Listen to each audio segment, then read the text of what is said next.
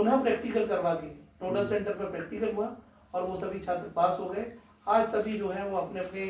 क्षेत्र में वो जॉब कर रहे हैं और वो संस्था के बहुत बहुत आभारी भी रहते हैं। सर बहुत बहुत धन्यवाद, इतना बड़ा काम किए कि जो है एक ऐसी स्थिति उत्पन्न हो जाती है कभी कभी कि 1-2 नंबर से जब फेल होता है कोई, उसका पूरा कैरियर खत्म हो जाता है। इस पर बहुत संघर्ष करना पड़ता है क्योंकि मैनेजमेंट की लड़ाई और बाहुबलियों के स्कूल होते हैं, कॉलेजेस होते हैं, अधिकारियों के होते हैं, विधायक MP के होते हैं, तो उन स्कूलों में लड़ाई लड़ना या उनसे लड़ाई लड़ना बहुत ही कठिन है। जो आपने लड़ा उसके लिए सर बहुत बहुत साधुवाद। सर हम ये चाह रहे हैं कि एक मेरी रिक्वेस्ट है, विनम्र रिक्वेस्ट है कि जो निर्धन छात्र हैं, पढ़ने चाह रहे हैं प्रदेश के जो है हमारे या देश के कोई बच्चा है, कभी कभी सूचनाएं व्हाट्सएप से या कहीं मिलती है कि एक बच्चा इतनी फीस नहीं दे पाया जो पिछले साल एक घटना आई थी, तो उसके लिए सर हम चाहते हैं कि जो हमारी ये कर्मचारियों का एक संगठन आपने बनाया है या बना हुआ जो चल रहा है इसमें सहायता के लिए, तो एक चौथा स्टेप इसमें जोड़ लीजिए। मेरी एक सुझाव है कि जो भविष्य में कोई बच्चे को फीस के लिए ऐसी दिक्कतें करना पड़े उसका भी आह्वान किया जाए, जो वास्तव में निर्धन है और कोई बड़ी परीक्षा में फीस नहीं जमा कर पा रहा है, जैसे बीटेक करने गया, इंजीनियरिंग का कोर्स है, मेडिकल का कोर्स है, IM में है और वो बच्चा नहीं कर पा रहा है, तो उसके लिए भी अगर हमारा चौथा प्रयास, अगर आप 3 तरह की सहायता कर रहे हैं तो चौथा इसके लिए, और अपनी कोर कमेटी के एक मेंबरान से बात करिए। भविष्य में ऐसा हम चाह रहे हैं कि ऐसा भी कुछ धन हो कि उस बच्चे को या पढ़ने वाले छात्र को मिल सके, जो छात्रवृत्ति के अलावा नहीं पूरा हो पा रहा है उस समय में, या वहाँ की जो स्थिति है कि कोई कॉलेज ऐसा होता है या ऐसे देखने को मिलता है कि फीस वो नहीं दे पाता है,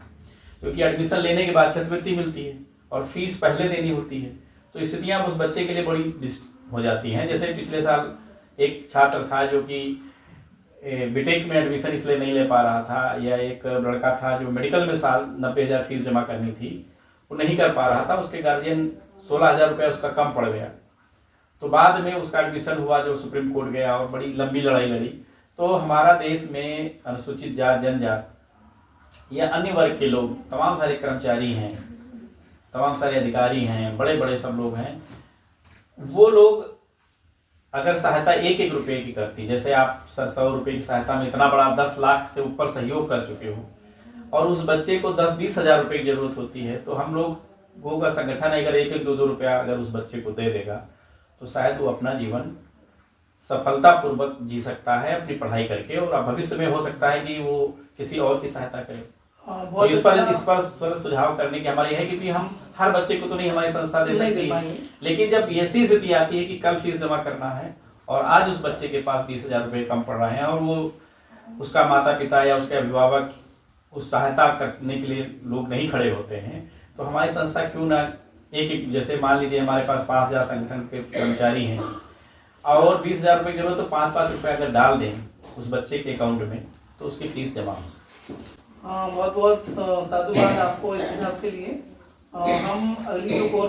कमेटी की जो बैठक होगी जी, उसमें इस सुझाव को रखेंगे जी, और कोर कमेटी के द्वारा इस पर विचार किया जाएगा जी, और जो भी संभव इस पर निर्णय होगा उसे अवगत कराया जाएगा और चाहेंगे कि इस पर सकारात्मक ही रहेगा, ऐसी उम्मीद हम करते हैं। बहुत बहुत सर साधुवाद। तो सर आज हम इस बैठक में आपके साथ जो मेरी वार्ता हुई है उसका मुख्य उद्देश्य था कि संगठन की जो मेन बिंदु थे, जैसे रजिस्ट्रेशन कैसे करना है, रजिस्ट्रेशन कैसे करके हम बैच सदस्य बन सकते हैं, कैसे सहायता ले सकते हैं, ये सारी बिंदुओं पर आपसे चर्चा किया गया। संगठन के जो जुड़े हुए लोगों के बारे में आप सर क्या कहना चाहते हैं? 2 मिनट सर उसके बारे में कहिए। संगठन से जुड़े हुए लोगों के लिए हम यही कहना चाहेंगे कि जो भी हमारे साथी सदस्य बन चुके हैं वो अपने परिचित, अपने मित्र, रिश्तेदार और उनके ऑफिस में या उनके कार्यालय में, विद्यालय में, जहाँ कहीं भी कोई साथी SC ST का है, किसी भी पद पर है,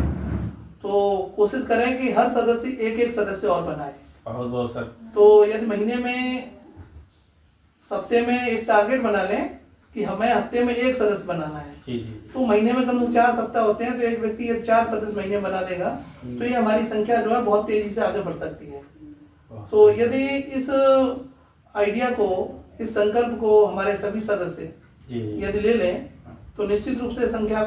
बढ़ने में और सहयोग होने में और अच्छी मतलब गति इसमें आ सकती है। बहुत बहुत यही मेरा उनके लिए संदेश है। बहुत बहुत साधुवाद आपको आज हमारी आपकी मुलाकात में। बाकी से सर मिलते हैं। बहुत बहुत जय साधुवाद विनोद। आपको भी, जय विनोद।